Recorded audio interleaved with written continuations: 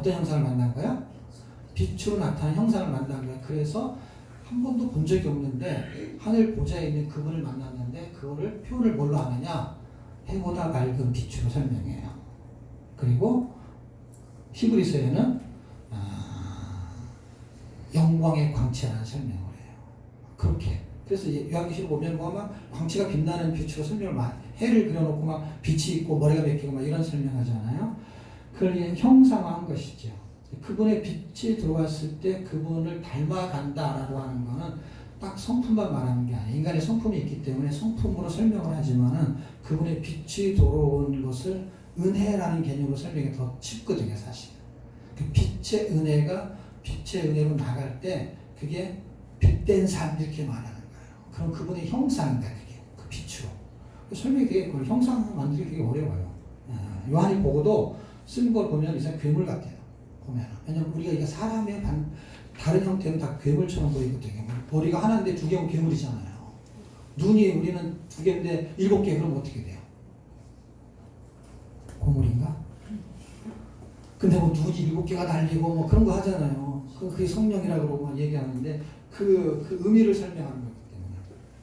그러니까 시대는 다시 원점으로 돌아오면 시대는 뭘 말하는 거냐? 현 시대를 계속 조명하고 있는 거야. 창조를 통해서 하나님은 이 시대가 계속 앞으로도 계속 예수님 오실 때까지 어떤 시대가 지속되고 있느냐? 새로운 창조 시대를 계속 이루는 거야. 그래서 그걸 문장으로 만들다가 막 연습하고 쓴 게 예수 그리스도 안에. 왜냐면 예수 안에서만 새롭게 창조되니까.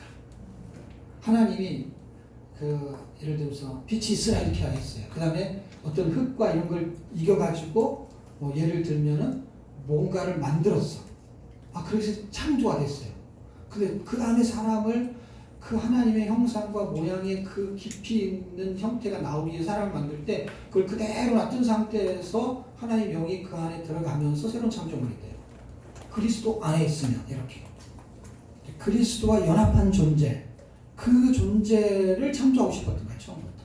그 창조를 완성시키고 창조의 원형을 돌려놓으려고 하는 것이 창조의 목적이었는데 그 창조가 이제 타락을 통해 가지고 하나님이 어떻게 회복하느냐 하는 건 창세기의 창조에 다 들어있어요. 왜냐하면 아담이 있으면 마지막 아담. 그거는 로마서 5장 14절에 설명을 해주고 있습니다. 자, 이러한 개념 정리가 좀 됐으면 좋겠고, 그 다음에 족장 시대는 뭐냐면 그 새로운 창조가 한 명으로 끝나는 게 아니라 이 많아지고 뭐가 되면 민족이 되잖아요. 족장의 개념이 민족이에요, 민족. 민족이 많아지니까 족장 시대의 현재 족장 시대는 어떻게 흘러가고 있느냐? 하나님의 백성이 된 거잖아요. 새로운 창조물은 하나님의 백성으로서 예수 그리스도의 세계를 이루는데 마태복음 1장 1절을 보면은 아브라함과 다윗의 자손 예수 그리스도의 세계라 이렇게 말해요. 그러니까 아브라함과 다윗의 자손 예수 그리스도의 세계가 족보예요, 족보. 그러니까 그리스도 안에 있으면 새로운 피조물의 족보가 하나님의 백성으로서 예수 그리스도의 세계를 이루는 거예요. 그러니까 이거의 목적은 뭐예요? 창조의 목적은 하나님께 영광을 돌리는 거고, 족장시대, 창조의 목적은 그거고, 족장시대의 목적은 뭐예요? 그거는 멸망을 구원하는 거예요. 나를 창조하신 목적은 처음에 창조가 인간이잖아요. 그 창조를 통해서 인간이 이렇게 오는 중에 실제 인간을 창조한 목적은 하나님과 연합한 존재를 원했던 거예요. 그 연합한 존재로서의 새로운 창조물한테 주시는 사명이 뭐냐면 그냥 아담한테 줬던 거하고 똑같은 거예요, 원래는. 근데 그 사명을 망각해버린 거예요. 생육하고 번성하고 땅에 충만하고 다스리는 건데 다스림을 받잖아요. 그 다스릴 수 있는 능력과 힘을 그를 통해서 공급받아야 돼요. 왜냐하면 그게 권위자니까, 세상을 만든. 그분의 권위를 위임받은 우리가 새로운 생명이 돼가지고 그 일을 동역하게 되는 건데 그게 족장시대를 만들어내는 거예요. 그리고 그 백성들이 과같은 세상에서 예수로 사는 거예요. 여기까지 이해가 돼요? 시대가 계속 영속성이 있다.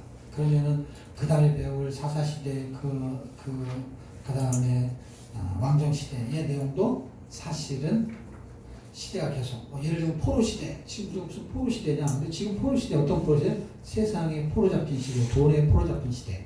그렇게 해갖고 열세 시대를 지금 시대하고 현재 진행형으로 만들어놨어요. 실제 그게 가능하냐? 가능해. 현재도 계속 새로운 창조가 일어나고 있고 계속해서 그런 사람들을 통해서 하나님의 백성들을 만들어가고 있는 족장시대가 일어나고 있는 거죠. 영적인 족장시대죠. 그리고 그 사람들이 과연 살아내는 거죠. 살아내는 중에 나타나는 현상인 거예요. 왕이 없다 그러는 거예요. 왕이. 지금 우리한테도 왕이 없기 때문에 우리 마음대로 사는 거예요. 왕은 있거든요. 말씀이 왕이고 말씀이 왕노릇하고 예수가 왕인데 사실은 내가 왕이니까 내 마음대로 사는 거예요. 시대마다 그래요. 왕정시대도 마찬가지고 사내도 마찬가지고 열세시대가 전부 다 그래요. 그래서 포로시대는 세상에 우리가 남한테 포로 잡히지 않는, 이거는 이스라엘 백성이 포로 시대를 말하는 건데, 영적인 포로 시대는 뭐냐? 사탄 마귀가 우리를 포로 잡고 있을 수도 있어요. 어떤 거에 대해서, 어떤 건 질병에 대해서, 어떤 성격이 지랄 맞다 그런 표현하는 하여튼 그런 거에 대해서. 그리고 돈에 매여 있고, 자식에 매여 있고. 그럼 자식을 어떻게 하면 돈이 없어야 된다? 그런 얘기가 아니죠. 돈은 있어야 되는 돈에 매인 거하고 또 다른 거죠. 돈은 삶의 용도를 말하는 것이지 돈의 노예는 아니죠. 돈이 나의 노예가 돼야지. 아멘. 그 자식을 잘 돌보라는 얘기지 자식의 매인 거는 다른 거죠. 근데 우리가 이 세상 자체에 포로가 잡히고 문화의 포로가 잡히고 그러니까 이 포로가 잡혀있는 거야. 이 포로에서 하나님은 말씀으로 귀환시키기 원하는 것이죠. 어떻게 하면 포로에서 귀환하느냐.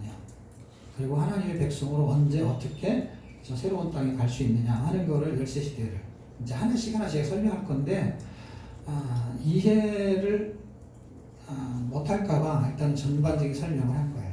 그러면 그거하고 맞물려서 시제의 개념을 제가 설명하다가 이제 시대의 목적을 설명한 건데 시대의 목적은 이제 여러분 읽어보시면 알 수 있고 시간의 목적은 읽어도 안 나오니까 설명을 조금 하면은 과거, 현재, 미래를 하나님 만드신 것이 왜 하나님이 재료를 만드냐 이거예요. 하나님 천지를 창조하시며 빛은 첫째 날, 하늘 둘째 날, 땅바다 식물은 셋째 날, 해와 달과 별들은 넷째 날 했을 때 빛을 통해서 파생시킨 것이 넷째 날이에요. 어떤 거? 해와 달과 별은 빛에 의해서 파생이 된 거예요. 그러니까 빛은 시간의 개념을 설명하려는 게 목적이었던 거예요. 시간의 개념을 설명하려는 게 목적이었다라는 게 무슨 뜻이냐면 빛이 있으라는 그분이 고린도서 4장 7절을 읽어보면은 빛이 있으라 하셨던 그분이 빛이다 이렇게 말해요. 그러니까 아까 우리가 요한복음 1장을 말한 거는 찾지 않아도 다 요한복음 내용을 익숙하니까 나는 참빛이다 이렇게 말하잖아요. 이게 빛이 있고 참빛이 있다는 게 진짜 빛이 있다는 게 이건 가짜 빛이라는 거예요. 가짜라는 건 뭐냐면 모형인 거고 원형이 있다는 거예요. 원형의 개념이 시간으로 이해하시게 되면은 영혼을 이해하실 수 있어요.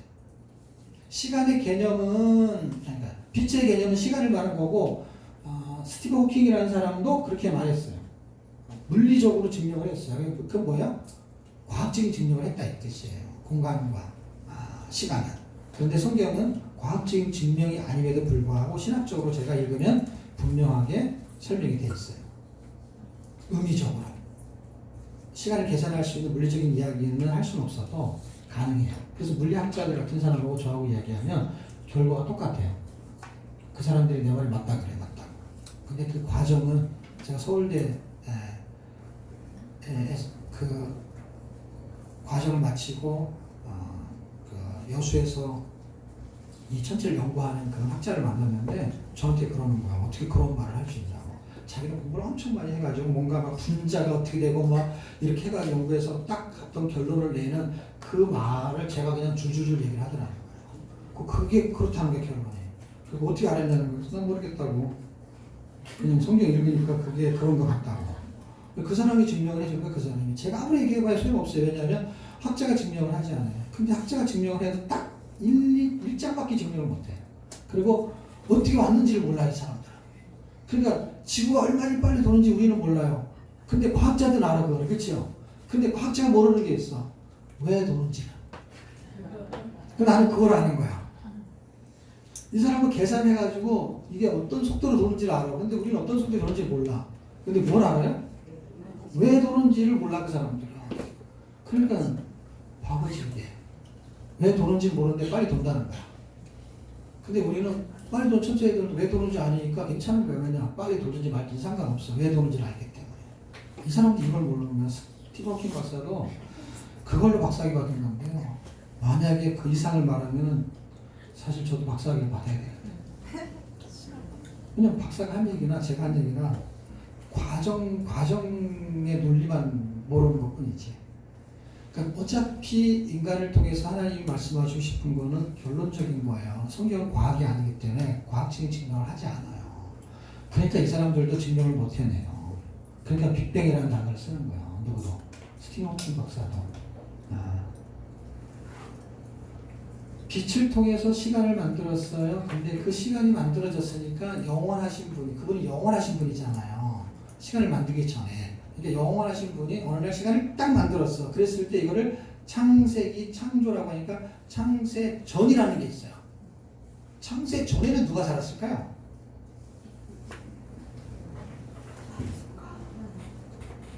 우리말 성경에, 그러니까 우리가 갖고 있는 성경에는 창세 전이라는 단어가 나와야 안 나와요? 창세 전부터 뭐 선택했다 뭐 이런 게 있잖아요. 창세 전에는 시간이 없을 때를 말하는 거고, 창세 전이면 하나님이 선택했다 이 말이에요. 이미 만들기 전에 계획이 돼 있다. 그래서 창조 시대의 그 핵심은 예정된 종말을 영원, 창세 전 영원에 만드셨다가 그것이 실행이 되는 것이 창조,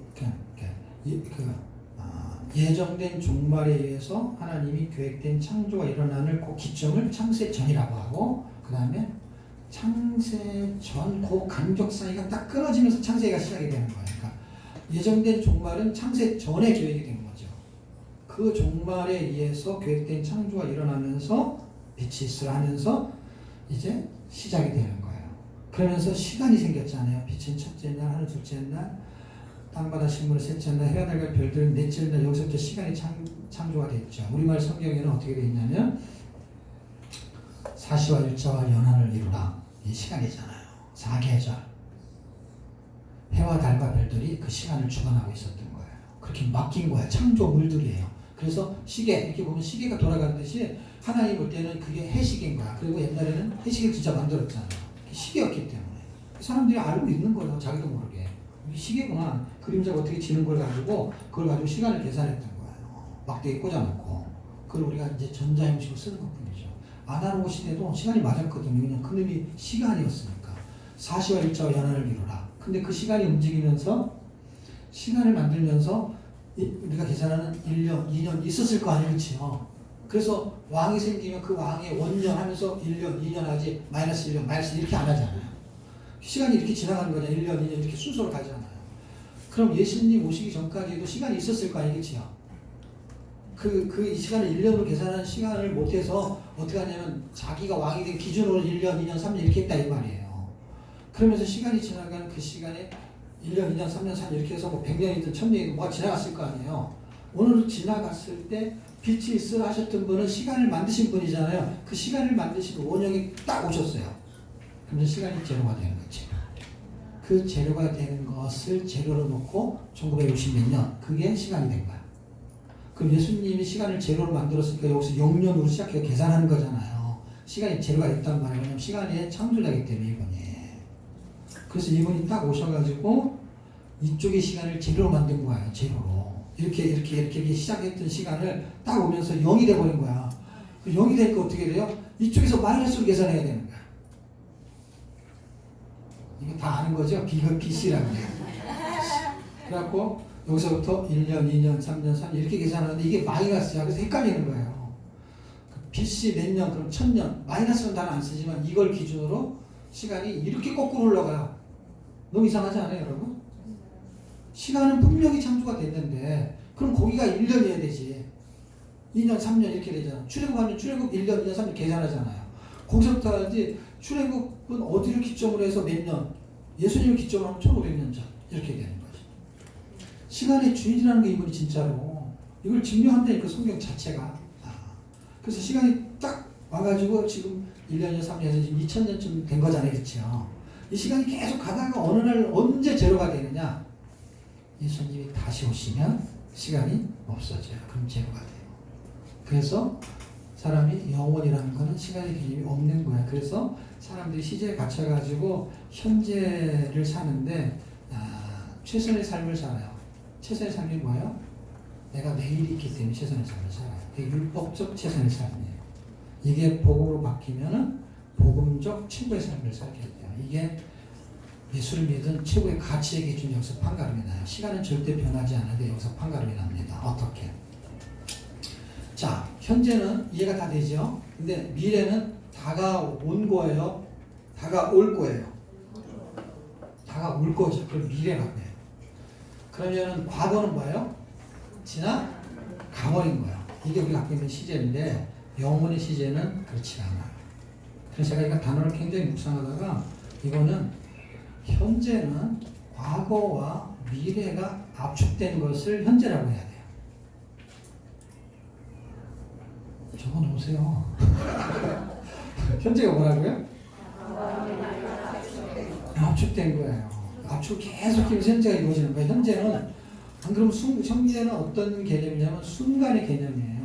요걸 이해하는 사람만이 영혼을 이해하기가 쉬워요. 왜냐하면 죽어보지 않고 영혼이 사는 그때 가기 전에 영혼을 알 수가 없으니까. 그러니까 지금 영혼을 알 수 있는 방법은 뭐냐면 과거, 현재, 미래를 하나로 압축시킬 수 있으면 그게 딱 영혼이에요. 그냥 제로가 되는 거예요. 제로가. 그냥 순식간에 그냥 0이 돼버리는 거예요. 그게 현재. 순간이에요. 우리로 말할 수 있는 단어는 순간이라는 단어밖에 없어요. 제가 볼 때는. 근데 보세요. 미래는 다가올 거잖아요. 다가올 미래는 다가온 단어를 잘 이해하셔야 돼. 올과 온의 차이예요. 그러니까 저 멀리 있으면은 올이고 가까이 있으면은 온인데 온이 계속 있는 거예요. 온은 영어로 해도 온이에요. 온은 붙어있다는 의미잖아요. 그렇죠? 그러니까 미래가 현재 붙어 있는 거 그게 압축이에요. 근데 지금도 현재 붙어 있잖아요. 계속. 아까 우리가 조금 전이라고 하는 것에 조금 전이 시간은 간격이 있어요. 1년 이걸 자르면 12달 그러니까 달이에요. 그 달을 자르면 1이 돼. 그렇죠? 하루는 12시간, 24시간 시간이에요. 시간을 자르면 60분 맞죠? 60분을 자르면은 초가 돼. 그렇죠? 그게 60초든. 근데 그게 이제 60초가 1분이 되지만 초라는 건 1초를 말하는 거잖아요. 분은 1분을 말하는 거고. 그게 합쳐서 시간이 되고 뭐 그다음에 한 달이 되고 뭐 1년이 되고 되는 거잖아요. 그리고 여기서부터 출발하는 거야. 1초라는 게 있어요. 그 1초로 끊어집니까? 아니에요. 그럼 달리기 해보십시오. 1초 차이면 엄청난 차이예요. 엄청난 차이라는 건 뭐냐면 1초에도 간격이 있다는 게 없다는 거야. 간격이 있는 거예요. 0.1초, 그다음 0.1초로 끊어져 0.1초도 우리가 생각해도 1초가 금방 가요. 딱 1초예요. 그런데요, 이거를 빨리 계산하는 사람일 때는요, 굉장히 길어요. 그냥 할 일 없이 이렇게 있는 사람은 1초가 너무 빨라요. 그런데 이거를 100m 달리기를 순식간에 해야 할 사람 1초가 기호가 짧아요. 긴 거예요, 그러면 엄청 긴 거예요. 1초 안에서도 순위가 1등, 2등, 3등, 4등 다 나눌 수가 있어요. 그럼 1초로 끊으면 절대로 안 돼요. 그럼 시간이 끊어진다는 거예요? 안 끊어진다는 거예요? 시간이요, 계속해도 간격이 붙질 않는 거예요, 여러분. 이걸 나눌 수가 있으면은, 그래서 0.0 마이크로미터 뭐 이렇게 나온다는 거 뭐냐면, 나눠진다는 게 안 나눠진다는 거야. 아니, 그러니까 나눠지는 거지, 계속. 나눠지니까 우리가 어느 지점에서 나누질 못해서 못 나누는 것 뿐이지, 이게 나눌 수 있다는 거예요, 계속. 붙어 있는 게 아니란 말이에요. 그런데, 그냥 쉬운 대기로 1초는 금방 가니까, 아까의 1초와 지금의 1초가 틀리죠?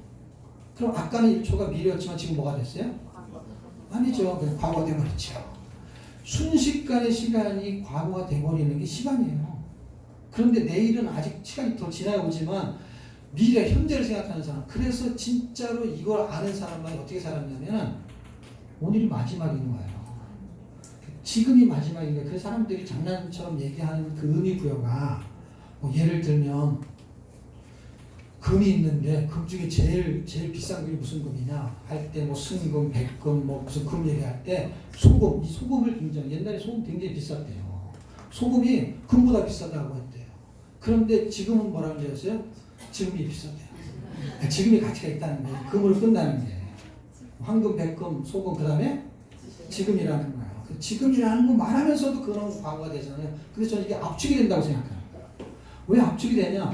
여러분이 여태까지 키가 크고 50년을 살고 60년을 살았던 그것이 다 밥 먹었던 거고 살아왔던 거잖아요. 근데 다 지나간 거예요? 아니면 지나온 거예요? 지나간 거가 아니고 지나온 거죠. 시간을 생각할 때는 사람들이 다 지나간 거라고 생각해. 그런데 여러분 육체를 생각하면은 지나서 온 거잖아요. 내가 밥을 먹었던 것은 먹어버린 거지만 내가 그게 살이 되고 피가 됐잖아요. 그리고 나의 지식이 됐잖아요. 공부한 게. 공부한 시간은 지나가 버린 것 같지만 공부한 게 축적이 되면서 그 시간이 이걸로 축적이 됐잖아요. 그러니까 어떻게 보면 시간이 재료로 돼가지고 나를 만들어내고 있는 현재를 만들어내는데 10년 산 사람 10년이라는 것이 압축이 된 거잖아요. 압축이라는 단어가 이해가 돼요? 밥을 여태까지 먹은 것 때문에 압축이 된 거잖아요. 그러니까 미래는 다가올 미래는 다가온 현재야. 미래가 아니면 현재란 말이야. 저는 이게 이렇게 이해가 되는 거예요. 이건 어느 책에도 없어요. 제가 만들어낸 거니까. 근데 맞는지 틀리는지 여러분이 생각해 보라는 거예요. 맞잖아요, 지금. 과학적으로 증명이 가능하냐? 과학적이잖아요. 시간은 과학이니까. 시간이 흘러가니까 지금 딱 현재가 돼버렸잖아요. 여기서 나타나는 게 뭐냐? 그 현재 하나님 역사하시면 나타나는 건 순식간에 여러분이 구원받을 때 구원을 받아진 게 아니고 단회적으로 이례적으로 순식간에 벌어진 거거든요.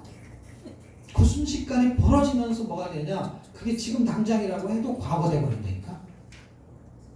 그냥 오늘이라는 단어를 썼을 때는 아직은 과거가 아니고 오늘이지만 사실은 시제의 개념을 정확히 안다면은 시간이 그게 합쳐서 오늘이니까 그럼 이것도 1초 전과 후도 과거, 현재, 미래가 되는 거니까 솔직히 말하면 계속 과거인 거예요, 여러분. 그런데 그 과거가 현재 내가 구원받은 상태를 유지하고 있는 거니까 과거가 구원받았던 것이 여기 현재하고 같이 붙어 있는 거잖아요. 그래서 과거는 지나간 거잖아요. 지나간 과거는 지나온 현재인 거예요. 그러니까 과거, 현재, 미래는요, 현재만 존재하는 거예요, 현재만. 그러니까 내일이 없는 거예요, 사실. 우리는 그래서 하루살이 인생이 맞는 거예요. 그리고 오늘이 영원인 거예요. 오늘 죽으면 영원인 거니까. 그리고 주님 오시면 영원인 거니까. 시제에 갇히지 않는 사람들. 근데 왜 사람들은 시제에 갇히냐? 그걸 시간, 하나님 시간에 갇히게 만드셔서 그래요. 그래서 시간이라는 한 번의 뜻이 그 간자가 사이 간자인 거 다 아시죠? 사이 간격이 있다. 시계는 간격이 있는 거예요. 공간의 간자가 무슨 간자? 똑같은 사이가 있는 거 아시죠? 공간이 있는 거예요. 이렇게도 있대, 옆으로 있대. 여기서 또 하나의 칸막이를 치면 또 공간이 있는 거고. 그럼 계속 쪼갤 수 있느냐? 끝도 없이 쪼갤 수 있는 거예요. 그 공간이 좁아지는 것 뿐이고 그 공간을 좁게 만드는 기술이 부족해서 못하는 것 뿐이지 사실은 그렇게 좁게 만들어가지고 만든 게 뭐예요? 옥탑방. 더 만들 수 없는데 그냥 달아내가지고 옥탑방. 그 위로 하여튼 최대한 그래서 옥상인데 거기다 만들었잖아요. 그 옆으로도 계속 좁게 이렇게 사람이 살아서 그냥 대식구가 살면 이 정도 넓어야 되는데 이걸 좁게 만드니까 이거 가지고 집을 2개 만드는 거잖아요. 그렇게 만들어가지고 생긴 게 원룸이잖아. 그 위로 가는 건 뭐예요? 옥탑방. 옆으로 가는 건 뭐예요? 그래갖고 원룸은 딱 사람만 살거든요. 그게 영혼이라면 이게 관계가 없어지는 거거든요. 사람은 뭐예요? 사람이 인간이잖아요. 그래서 인간이 이게 간격이 있는 거예요. 근데 하나님 오면 이게 하나가 되니까 뭐예요? 그걸 연합이라 그래요. 하나님이 이 땅에 오시면 시간의 간격이 없어져. 인간의 간격을 절대로 없앨 수가 없어요. 왜냐? 계속 구분을 나누지 못해서 그렇지 이거를 합치지 못한단 말이에요. 그런데 하나님이 이 땅에 오셔서 예수께서 이 땅에 오시면 시간을 제로로 만들어서 뭐가 돼요? 하나로 만들어요. 영혼이 되고 이름이 딱 합쳐져요. 제가 그림을 그리면 이게 영혼인데 하나님이 영혼 안에 계신 분이 시간을 만들었어요. 그래서 시간이 이렇게 연결이 되고 있는 거예요. 이렇게 연결이 되고 있는 거에서 우리가 여기서 시간을 계산하고 있는 거예요. 하나님 볼 때 영혼인데 죽어도 영혼인 거 아시죠? 죽는 사람은 시간이 끝나는 게 아니에요, 여러분. 내가 살아서 영혼이냐, 내가 죽어서 영혼이냐를 뭘로 설명하는 줄 아세요? 성경 자체가 단어가 있다니까요. 죽어서 영혼인 사람은 영벌이라 그래요. 그래서 살아서 영원인 사람 뭐라 그래요? 영생이라고요. 써 있잖아요, 성경에요. 요한복음에 써 있잖아요. 영벌로 영원히 죽는 거고 영원히 사는 거예요. 그러니까 이 시간은 변하지가 않는다니까. 우리가 예수 믿은 사람한테는 영원이고 예수 안 믿은 사람은 영원이 아니고가 아니라니까요. 그러니까 이게 하나님 존재 안에 있는 게 이게 얼마나 심각한 상황이냐고. 이게 지금 오늘 내가 실수하고 잘못하면은 어떤 결과를 벌어져요. 근데 내일 내가 또 만회할 기회가 있어요. 그런데 내가 사는 동안에 바뀌는 기회가 없어요. 제가 나름대로 성경을 연구하면은 성경은 딱 우리에게 기회를 주는 거는 살아있는 동안이에요. 죽은 이후에 뭔가 기회가 있다라는 것이 사실은 면죄부 사건이죠. 그게. 그러니까 아무렇게나 살아도 되는 거예요. 잘못된 구원론은. 근데 제대로 된 구원론은 사실은 몰라서 그렇게 살았던 거지 알아도 그렇게 살면 안 된다는 게 바울의 이야기예요. 하나님의 메시지고. 그러니까 우리는 뭘 모르는 거냐면 여전히 구원을 잘 모르는 거예요. 구원은 영원을 설명하고 있었던 거예요. 시간의 개념은 빛의 개념은 시간을 설명하고 있었던 것이고 그 다음에 이제 복을 설명하잖아요. 신육과 본성은 복을 받고 그 다음에 4명의 족장들한테 복이라는 개념을 설명하잖아요. 복의 개념은요 영원이거든요. 그런데 보세요. 예수 믿으면 복 받는다 그러잖아요. 그게 틀리건 맞건 간에 맞는 거거든요. 사실은. 예수 믿으면 복 받는다 하면 그 복이 어떤 복인지 몰라서 그렇지 복을 받는 거예요. 근데 그 복이 시간의 개념 잘 보세요. 빛은 시간이 그렇죠. 근데 복은 뭐라 그랬지 진짜? 영원이에요. 그럼 이 시간이잖아요. 그러면은 이거를 하나의 주제를 맞추기만 하면 이게 지금 제가 말한 게 정확하게 일치가 되는 거예요. 정확히 일치가 되는 게 무슨 뜻이냐면 빛을 만드는데 이게 시간이에요. 근데 복은 영원이에요. 복이 영원하다고 만들면 이 시간이 영원하고 연결되는 걸 아시죠? 지금 제가 설명해서.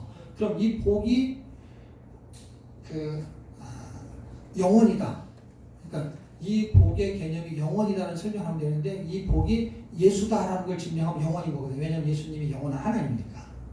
그러니까 시간의 개념을 정리할 수 있는 건 복인데 복을 뭘로 해석하면 되냐?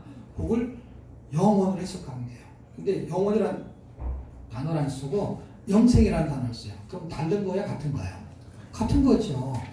영원은 예수를 믿냐 안 믿냐를 동시에 설명할 때 쓰는 거예요. 예수를 안 믿어도 영원, 믿어도 영원.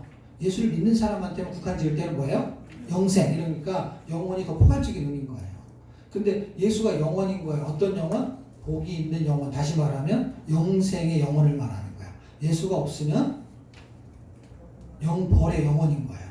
그러면은 이 복이 예수라는 걸 증명하면 되는데 어떻게 증명하면 되냐? 복이 영생이다. 그 다음에 영생이 예수다. 이것만 증명하면 돼. 이게 성경 구절에 다 있다니까요. 그러면 한번 적어보실래요?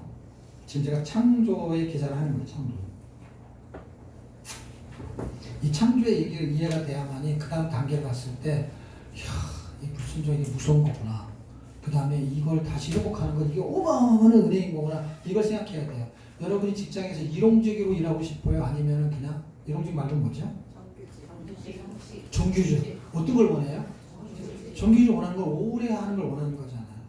그러니까 지금 영생이라는 개념은 정규직하고 완전 차이가 틀린 거예요. 정규직은 우리가 사는 동안이고 영생이라는 거는 사는 동안을 하루치의 개념으로 본다면 영생이라는 건 어마어마한 거예요. 우리는 천년을 못 살잖아요. 그런데 성경은 천년을 하루같이 말하잖아요. 그만큼 짧다는 거예요. 근데 영원은 천년보다 길잖아요. 근데 우리는 100년 정도밖에 못 사는데 하루를 천년. 그러니까 천년 하루같이. 그러니까 천년도 살지 못하는데 계산법이 이상하잖아요. 천년을 하루같이. 누가? 하나님은 그렇게 여긴단 말이에요. 천년을 하루같이. 그러니까 시간이 너무너무 긴 사람한테는 우리가 살고 있는 이 천년을 하루로 생각하면 100년이면 뭐 몇 시간. 그러니까 시편 90편에는 경점이라는 단어를 씁니다. 베드로는 천년이라는 단어를 썼죠. 구약성경에는요 경점. 경점은 뭐냐? 시간을 말하는 거예요. 요일이 아니고 하루와 시간은 큰 차이가 있는 거거든요. 잠깐 몇 시간이면 그냥 없어질 거라는 거예요. 천년이 100년이면 오죽하겠어요. 눈 깜빡하면 100년이 지나가는 거야. 누구에 비해서? 영혼에 비해서. 근데 이 영혼을 이해해야 되는 걸 왜 자꾸 제가 강조하냐면 하루 벌어서 하루 사는 일을 원하는 사람이 없단 말이에요. 그 다음에 기간제를 원하는 사람이 없단 말이에요. 정규직, 평생 직장을 원하는 것처럼 그 차이가 어마어마하다는 거예요. 근데 이것도 비교할 수가 없는 거예요. 왜냐하면 이게 하루살이와 영원살이하고는요 어마어마한 차이가 있다는 거예요. 그래서 이거를 바울이 깨달은 게 바울. 그래서 날마다 죽는다고 말하고 그 다음에 이 시대의 개념을 아마 깨달았던 것 같아요. 이런 사람들은. 그래서 지금 고난을 받고 죽는 것이 바울은 진짜 정확히 깨달은 게 제가 이해가 되는 건 뭐냐면 그 사람의 글을 통해서 현재의 고난은 장차 나타날 영광과 좋게 비교할 수 없다. 이런 걸 어떻게 할 수 있어요? 고난은 이해할 수 있어요. 우리가 고난을 당하는 사람. 근데 영광은 본 적이 없는 사람은 이해를 못해요. 고난은 같이 이해할 수 있어요. 그게 어떤 고난이든 자기만의 고난이 있어요. 질병의 고난이든지 돈이 없어서 고난하든지 아니면 뭔가 스트레스가 고난인지 그런 고난이 틀려도 고난이라는 단어로 다 이해가 돼요. 느끼는 게 있잖아요. 힘들다는 거는 종류가 달라도 느끼는 거 힘든 건 다 힘든 걸로 공감대 형성이 되잖아요. 근데 뭔가 영광스러운 거는 어떻게 영광스러운 건지를 비교할 수가 없는 영광을 본 적이 없는 사람은 비교 대상이 안 되는데 이 사람이 이걸 말하고 있는 거예요. 전 이걸 읽는데 이해가 되는 거예요. 이 사람은 뭔가를 봤구나. 이게 뭔가가 있는 거예요. 진짜 뭔가가 있다, 성경은. 그걸 잘 모르는 것 뿐이지 이게 진짜 뭐가 있어, 이게. 이걸 기계적으로 외워가지고 무슨 공부를 해가지고 무슨 소득이 있습니까? 이거 다 외워도 별 소득이 없어요. 이거를 달달달 이렇게 지도라고 생각하고 달달달 외워서 결과적인 수단이 목적이 뭐냐면 이게 지도면 어느 목적지를 찾아야 그게 목적인 거지. 목적지를 못 찾고 계속 지도 공부를 해요. 그게 웃기는 거잖아요. 그거를 막 죽을 때까지 해, 죽을 때까지. 그걸 가르쳐 또. 그걸 제자훈련이라 그래. 그런 짓을 하고 있다니까 지금 이 현실이. 변하는 건 없고. 지도만 복잡해져 그냥 계속. 복잡한 공부를 해요. 복잡한 걸 알면 되게 대단한 거야 그 사람이. 복잡하니까 이게. 그 점점점 복잡해 신앙이. 복잡한 걸 막 설명하니까 대단한 것 같아. 천만의 말씀, 만만의 말씀. 그렇지 않습니다. 성경은 굉장히 단순하고 심플한데 그 이상으로 복잡한데 그거를 쉽게 이해하게끔 성경은 설명하고 있는 거예요. 그러니까 그 머리가 좋아야 되냐? 그렇지도 않아요. 왜냐하면 성경의 저자가 사람의 머리를 다 이해하고 있기 때문에 그분의 감각이 우리의 수준에 맞춰서 이해를 시켜요. 그래서 그 도전을 갖는 사람에게 나타나는 현상들이 나오는 거거든요. 그러면 시간을 만들어 놓고 그 시간 안에 갇힌 사람들이 자유할 수 있는 건 뭐냐면 이걸 발견하는 사람만 잘해요. 그 시간에 갇히지 않는 사람. 그게 바울인 것 같아요. 바울은 시간에 갇히지 않았어요. 그러니까 감옥에 갇히지 않아. 공간에 갇히지 않아요. 그러니까 갇혀 있는데 어떻게 생각하냐면 자기가 갇힌 건지 저쪽이 갇힌 건지 몰라 서로.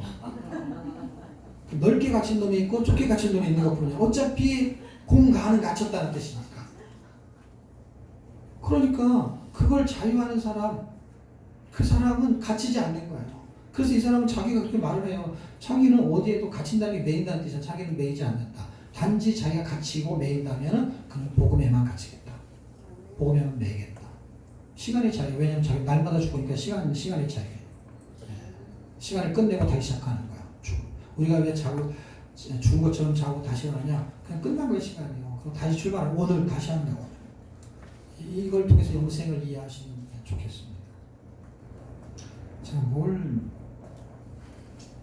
내줘야 되는데 예수 영원을 설명하려고 했지. 예수님이 영원이다라는 걸 설명을 하면 되는데, 자 성경 구절은 몇 개를 적어놓으세요. 요한복음 5장 39절.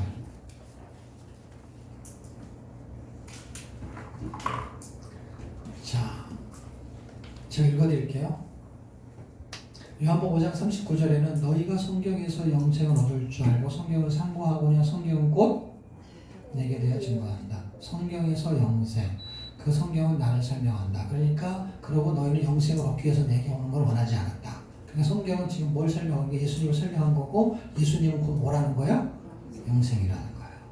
지금 성경에 이 사람들이 관심 있는 거는요, 메시아를 찾는 거는요, 영원히 사는 개념을 지금 사람들이 얻기를 원하는 거고, 전도서를 보면 하나님은 사람들의 마음에 뭘 사모하는 마음을 줬느냐? 영원을 사모하는 마음을 줬다. 이렇게 기록하고 있어요.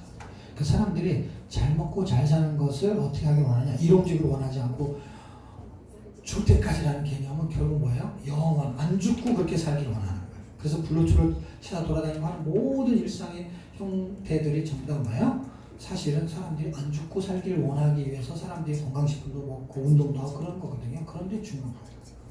보세요. 사람이 밥을 먹으면 살아요? 죽어요? 밥을 안 먹으면 살아요? 죽어요? 죽어요. 그러니까 단기적으로 보면 사람이 밥을 안 먹으면 죽어요.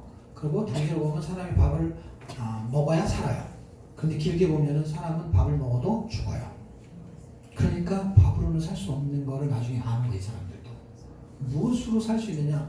결국 뭐냐? 밥을 먹지만 밥을 먹어도 죽잖아요. 건강식을 먹어도 죽잖아요. 조금 더 사는 거지. 그러니까 결론은 뭐예요? 사람은 아무리 밥을 먹어도 죽는다는 거. 제가 얻은 결론은 뭐냐면 밥을 안 먹어서 죽는 게 아니라 밥을 먹어도 죽는 거예요. 그러니까 어떻게 하면 살 수 있냐면 밥에 있는 게 아니라 밥을 만드신 분한테 있는 거예요. 우리를 살게 하셨던 분이 진짜 살게 하는 거. 기준을 갖고 있는 게 그분이. 그럼 어떻게 해야 되느냐? 그분을 찾아야 되는 거야. 메시아. 그런데 이게 복이라는 걸로 설명한 거야, 성경. 빛으로 설명했어요. 그 다음에 복으로 설명해요. 근데 그 복이 시편 133편 3절. 이거는 총 3절밖에 안 돼요. 시편 133편은 가장 짧은 장인 것 같아요. 시편에서.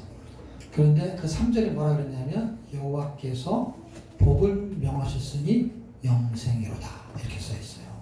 와, 놀랍죠? 제가 시편 읽다가 이게 눈에 확 보이는 거야. 복을 명하셨대요. 복을. 그런데 이 복이 예수라는 거가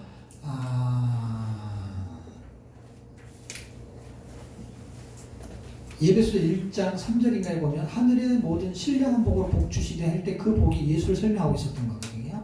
근데 좀 더 직접적으로 설명하게 되면 예수님이 오셨을 때 요한복음으로 설명하면은 요한복음 12장 50절을 적어 놓으세요.